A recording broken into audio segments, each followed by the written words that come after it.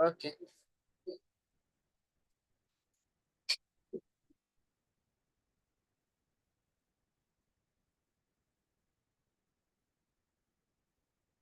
All right.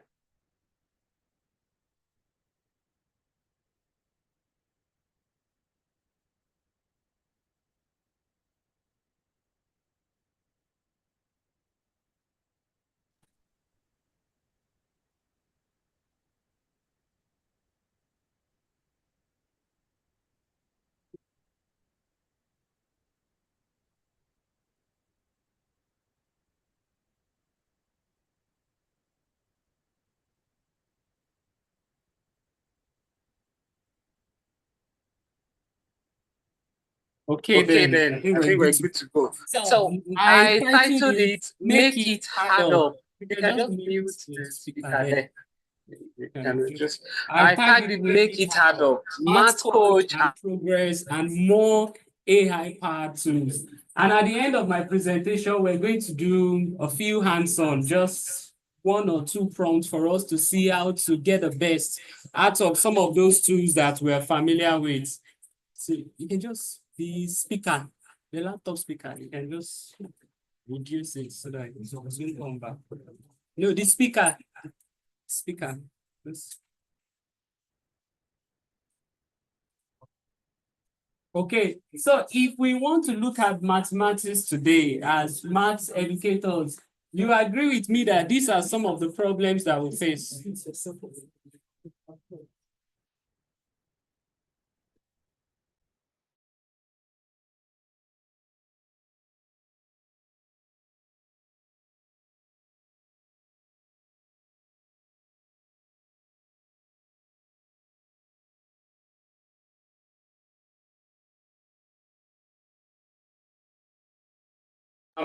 Although we don't know the subjects with the highest number of failure, but at least 76.7% of our students, the people that wrote JAM, failed. So there is a decline in education, generally speaking. And then we can also say there is a kind of a decline in mathematics because many students see mathematics as something that is abstract. They see it as something they cannot easily relate with. And our jobs as educator is to turn the tide and to make them see it as things that they do like every day. From waking up by 5 a.m., timing themselves. I need to spend 2 minutes in the bedroom to have my mouth brushed. I need to spend 5 minutes to dress up, and then I'll be walking 10 miles or taking a bus or a car to my school. Then I want to time myself, ensuring that I get to school before 7. That is mathematics. Or they want to visit the market and buy stuff, and then they gave them 50 naira. They want to prioritize some of those things that they need to buy. That is mathematics. Or we are teaching them bearing. Instead of us just saying from point X to point Y on the board, we want to say from the principal's office to the school's library. If you take the school field, then calculate the bearing. That way they will see it as, oh, this is something that is relatable. So there is a decline. How do we ensure that we play our own role? Despite the fact that I said it on Fresh FM like 2 days ago, that the failure should not just be attributed to the teachers. You know, we always look for scapegoats. They say, oh, the teachers are not doing their job. Oh, the students are on Facebook, are on TikTok. It's true, right? But at the same time, the teachers, the parents, the students, the government, the school, including JAM, all of us need to come together and say, what should we be doing? Rather than say who is to blame. Because that's what I just told them on there. I said, I'm not here to say who is at fault, but let's look at it. I remember same thing happened last year. I was on a different radio and TV, and we talked about it after 2 weeks. We forgot about it until a few weeks ago. So the same thing will happen this year. We will shout and shout. By next week, it will die down. And then next year, we'll shout again. Oh, they all failed. Last year, 72%, 73% failed. They had lower marks, not up to 200. But this year, what happened? 76.7. So it's getting worse. So next year, what will happen? Maybe 80%. But if we don't want 80%, then we all must do something. If that's one of our problem, we'll say God forbid, it no go happen. But we won't do anything. We won't do anything, and then next year we'll expect that miracle. So what should we be doing? So I'm happy we're just educators there, so we can talk to ourselves. So there is a decline, and we need to ensure that we look for means of teaching this subject in a way that the students will love mathematics. While I was in secondary school, agric science was my best subject and biology. I just love reading agric and biology. Why? Because I don't know, I just fell in love with agric and biology, you know. But we can make it interesting, we can make it attractive. I hated chemistry because of the person that was teaching me then. But when I got to Oshele and Omerua taught us chemistry, God, and I was like, so what happened? So this is chemistry. This woman was able to break chemistry down. That was why when the woman died, we all cried. Like, you know what happened? This woman broke chemistry down. I had F9 in 1999, chemistry, F9. And that was what prevented me from going straight to FUNAB. Chemistry, F9. But when I went to Oshele and this woman taught me, and I'm like, so I can understand organic chemistry like this. So I can understand this like this. So when I wrote GC, I was just smiling in the exam hall, bring it on. So we need to find a way of helping our students do better. We want them to understand the steps and not just, you know, just jump, jump, jump, jump, jump, and you come down and you put the final answer there. We also had teachers like that in secondary school, even in tertiary institution. I don't want to mention him, but I know Mr. Emosu will know the person I'm talking about. This man will teach you mathematics and will just jump from here to here. His own joy is you not knowing it. He is not that he's interested in you knowing it. His own joy, he will tell you, is for you people to fail. You know, and there are teachers like that today too, that their own joy is for the student to fear them. You want to instill fear in them so that they know that you must respect math teachers now. They must be tough. They must be, you know, they want it that way so that naturally students will fear them. When they enter the class, everybody is shivering. And when that happens, you're already pushing the boy or the girl away. When you enter the class, the boy is already switching off. Just say whatever you want to say and just leave. Let me have my peace. They see it as something that is time consuming. And for us too, it is time consuming. We want to give them exercises in the class and we want to mark the exercises. Is that not a lot of work? Within 40 minutes, 45 minutes, you will have 60 students in the class. You want to teach them, you want to give them assignment or classwork, and you want to mark it there because as math teachers, they want to see red pen in your student notes. You know, invigilator, our people, my mommy here will not come to your school. And then they are checking your lesson notes. And there is no, they are checking the student notes. And no red pen, but the entire time, you've not worked though. You see, this is time consuming. Are there ways of helping yourself to be able to do all this within the shortest period of time? Are you able to track your student challenges? Are you able to differentiate in the class and say, this boy loves learning this way, or this boy is struggling in this aspect? Instead of me dragging the entire class just because of that boy, can I have a way of meeting the needs of that boy and at the same time helping the other student? Right. Because in this part of the world, yes, it is good to take care of the people that are struggling. You know, maybe we don't want to move on except to hear, are we fine in the class? And all of them, they say they are okay. But there are talented and gifted students there that we are not taking good care of them. Some of them, when you teach them ABC, they understand. But because we want other people to understand, we will continue to do that ABC in the next 2 weeks. But what will happen to the talented and gifted in the class? They are lost. They are restless. They start to run around the class. They start to disturb and we beat them again. So we can easily differentiate. If a boy has been able to do 1, 2, 3, let the boy proceed to 4, 5, 6 on its own. The other students that are struggling, there should be a way, a system in place to continue to meet them at their needs. And you can leverage technology to achieve all this. During COVID-19, in Ogun State, we were able to deploy Microsoft 365, and it is still available till date. I know mathematics teachers, language teachers, they still use it to teach the SS3 student, right? So we have our accounts. I'm talking about your email that ends with @ogudigi_class. You have it, it is still working. Government is still, we are still ensuring that it is there, even if we are not fully using it. I'm not saying it's not competing with Ogisera, they're doing kind of different things, but I'm saying there are certain features there that you can still enjoy and use, and you're not paying for this. In the same Microsoft Word, you can still insert equations easily there. That same Microsoft Word that you have, if you use that your 365 account, we have what we call Math Progress, Math Coach. There is Forms. There is Microsoft Forms that can help you as math teachers generate quizzes for your students. You want to set questions. You've taught them algebra, or you've taught them quadratic equation. You want to set 50 quadratic equation questions in 1 minute. It can help you do it. You just give it one sample, and then it will just use that sample and create multiple questions that you can now use for your student. You can even tell it to break it down based on the skills level, so that the students will have different options. You've got a general set of questions that everybody will take, and you also have questions that those advanced guys, the gifted and talented in class, will be able to do.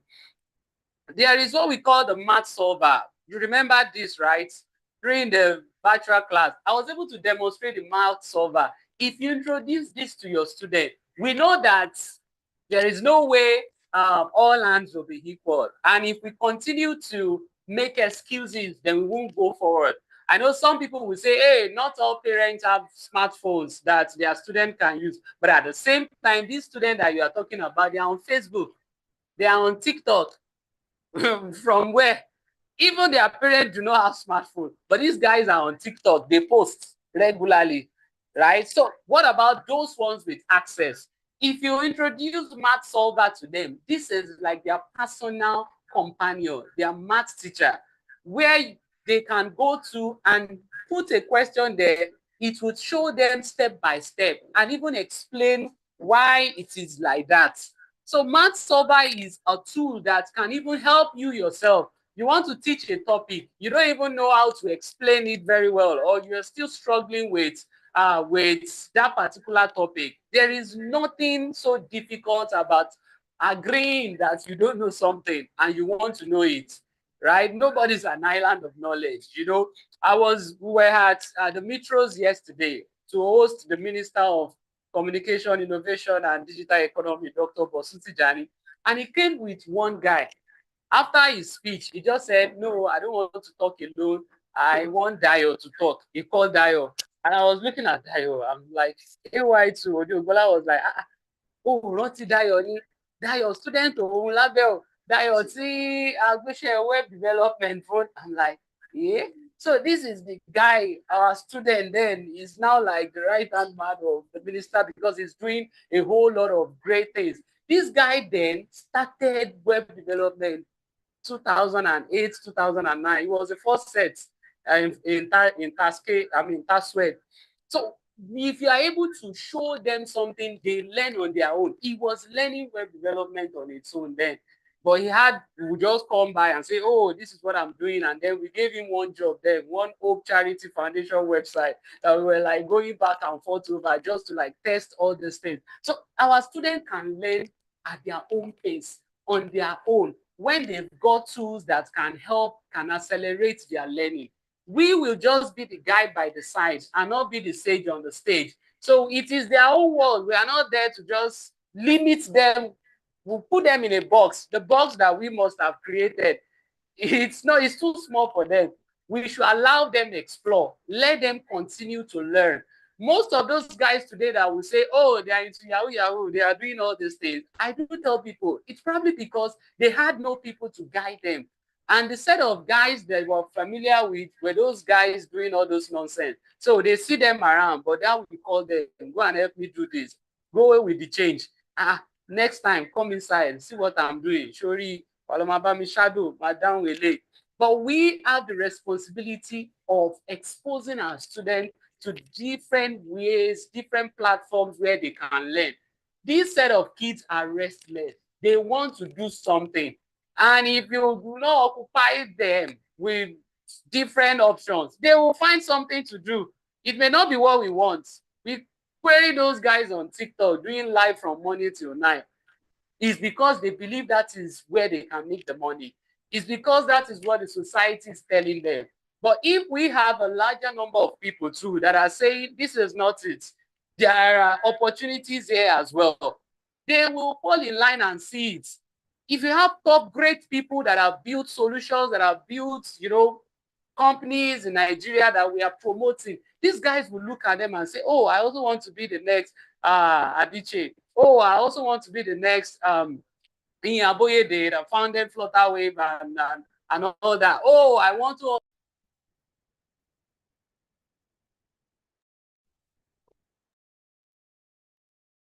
to enough materials that they can use. So Math Solver is one, and this is still the interface. It will break it down. It can even plot graph. They will put the questions there, explain it to them line by line. And for them to be able to do what? To learn stuff. There is Math Progress. That account that you have, if you go to Microsoft Teams with your account, you will be able to use Math Progress. What is Math Progress? Math Progress works hand in hand with what we call Math Coach. So the Math Progress is this. You've given the student questions. They worked on the question. Maybe a boy failed 3 out of 5. You will not even be informed. The Math Coach will look at the questions that the boy failed and then come up with more questions similar to the set of questions that the boy failed, that the boy should attempt again. So the boy, if something happened, the boy couldn't get it right, the Math Coach will now teach the boy and say, this is how you solve this question. What you will be doing from your own end is to monitor the progress. You are not even the coach. It is the system that is coaching. Your own job is to now monitor and say, over the period of time, how have they improved? How has the individuals, the students individually, how have they improved? And then collectively as a class, what has happened in the last few months or few weeks? It is a fantastic tool that is there, that is available for use. The other one is that of the language people. They also have what we call reading progress and reading coach. So at times I'll just tell my kids, go and launch in reading progress. They read articles to the computer. They read comprehensions to the computer. And computer will take note of their pronunciations, take note of their speed, take note of if they apply punctuations and all that. And at the end of the reading, it will give them a feedback and say, you pronounce this set of words wrongly, and then teach them how to pronounce the words and say, oh, it's education. Okay, say it again. No, you are not correct yet. Say it again. Oh, that's good. And then it moves on and moves on. So this set of tools are there to help our students. Even when you're not there, they are still learning. What you will now be monitoring is the final analytics, saying, oh, individually, your student read this comprehension. It can even score gave them a certain percentage.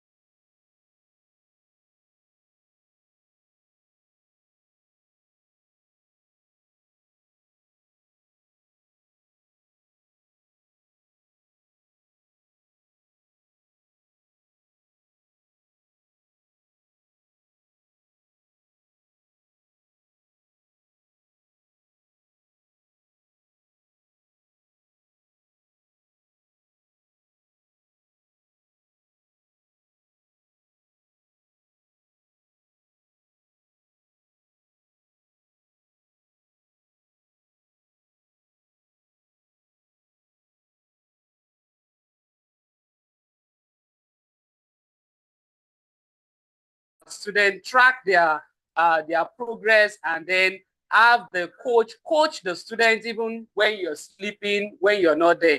So while we're waiting for this to come up. So the last part of my presentation, like I said, you know, we've talked about leveraging AI and what have you as educators. And there is a problem, right? Many tools are out there. When you talk about AI tools, they're like, every day you see new tools, every day. So we're not going to say you should continue to learn. When they introduce one today, talk about this application. When they introduce another one tomorrow, okay, let's jump there. Okay, ChatGPT is now out. DeepSeek is there. Copilot is there.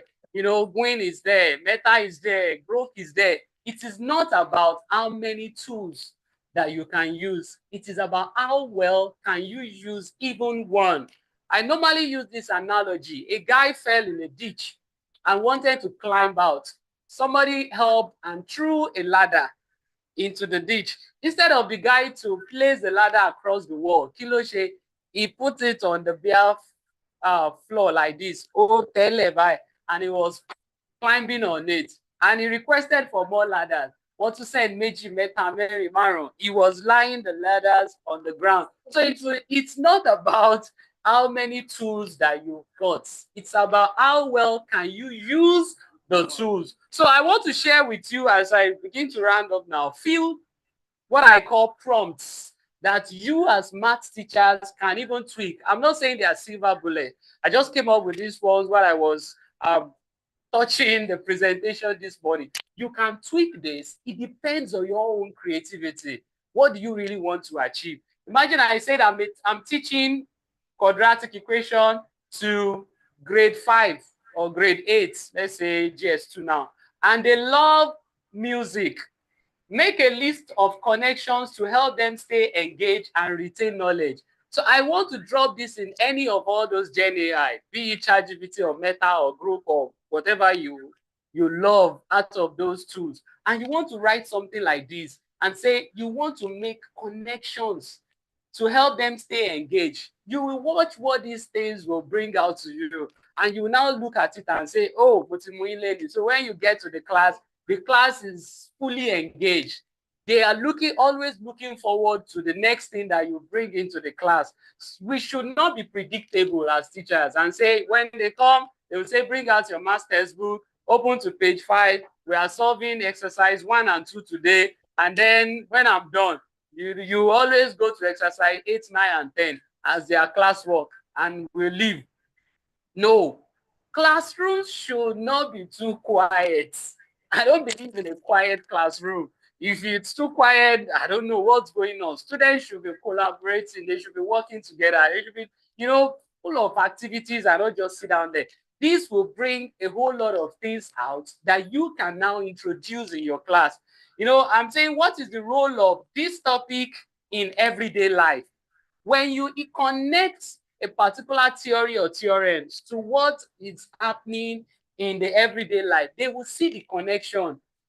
Some of them don't know that, when you talk about quadratic equation, they will begin to think, what's the connection with what's happening around us? But by the time you now say, look at the bridges at NNPC there, you see that curve there. You see, when you're building houses and you want to create an arc, it's the parabola. We are talking about all this. Or you're swinging something and it's forming that parabola. You want to calculate all those things.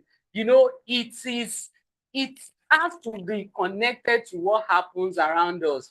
So that when they see it, it's like, this is why I'm learning this. Some of them, if you say, you're going to Yanomochari from here, if you get to the gate, you turn southwest or northeast or whatever. Some of them don't even know, but we teach them bearing. And we put the bearing there from point X to point Y. They don't see it outside the four walls of the classroom. So we want to ask all those tools and say, what is the role of this topic? Why are we teaching you trigonometry? If they understand the reason why they are learning trig and the impact or the importance of trig in the everyday life, they will be able to make the connection and say, I understand why I'm learning this. Many of those things that we were taught, We don't know. We're just like Monica Connie, and we just solve it, prove the theorem, prove everything. We did real analysis till tomorrow. I don't know. They didn't even tell me while we're doing real analysis. And that topic, is just cram and deliver and just go. Just cram. It's because we didn't even know the importance. And I tell you, it has its own place in the everyday life. So as maths teachers, let's begin to connect the dots and help our students. Look at this one too. Okay, it's not up yet. It will soon change here now. And say, how can we apply the concept of mathematical theory to practical situations? That's another thing that we can ask. I'm almost done now. So you want to say, make a list of 10 scenarios where the mathematical concept will be beneficial. Tell me the scenarios where trig will be beneficial, where bearing will be beneficial, where statistics will be beneficial.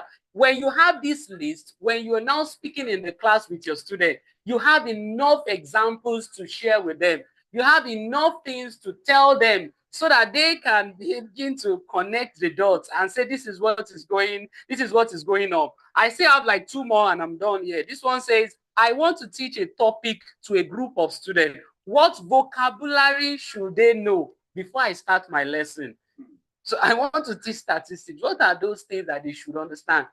Some of them, maybe English is the problem before they even understand physics, chemistry, biology, or mathematics. But you're now thinking, what are those vocabulary that you feel they should understand very well before you now introduce the topic to them? In fact, you can even ask it to give you a joke, an intelligent joke that you can use to start your class. So that when you get to the class, it is a joke, but it is about mathematical concepts. And at the same time, they now see, they're like, oh, this is what we are talking about. Or you want to say, can you recommend some fun activities for this grade of students to reinforce understanding of mathematics?